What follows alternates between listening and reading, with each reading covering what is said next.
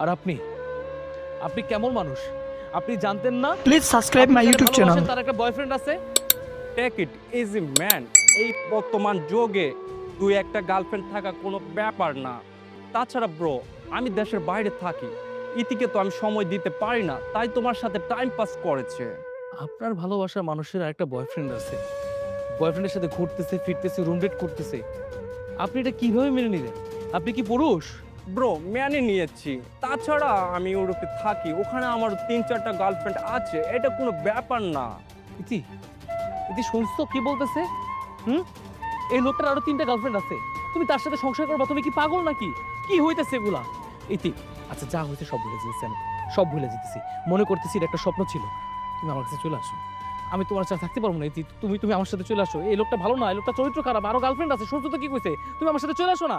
তোমার মতো একটা ফকিন্নির সাথে থাকার বিন্দু পরিমাণ ইচ্ছে আমার মধ্যে নেই। আর তাছাড়া আমার হাজবেন্ডের যে আরো 3-4টা গার্লফ্রেন্ড আছে সেটা আমি খুব ভালো করেই জানি। শোনো, টাকাই হচ্ছে পৃথিবীর সবকিছু। টাকা আছে তো সবকিছু আছে। আমার হাজবেন্ডের টাকা আছে, তাই সে 3-4টা গার্লফ্রেন্ড মেনটেন করতে পারে। আর তাছাড়া তোমার সাথে যে আমার রিলেশন ছিল সেটা আমার হাজবেন্ড আগে থেকেই জানতো। ও বাইরে থেকে আমাকে ডলার পাঠাতো।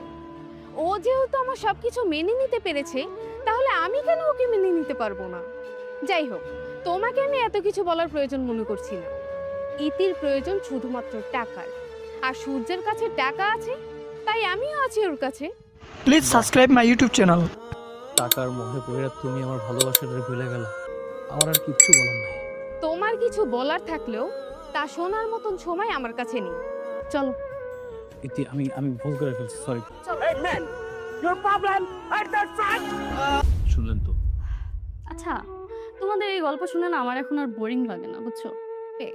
চিল করো, লাইফ অনেক চিল করতে হবে ব্রো। ইয়া,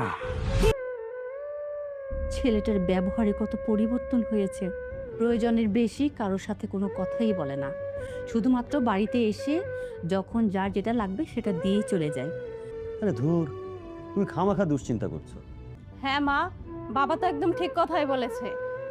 আমার ছেলেটা বাড়িতে আসতেছে না, আমার হাতের খাবার খাচ্ছে না, মা হিসেবে আমার কতটা কষ্ট লাগে সেটা কি তোরা বুঝতে পারিস? কি ব্যাপার আশিক? এ তো কাস্টমার ওয়েট করতেছে। ভাইজান, আমি ভাইবা নিছি আমি আর এসব কাজ করতাম না। এই খারাপ কাজ আর করতে চাইতাছি না।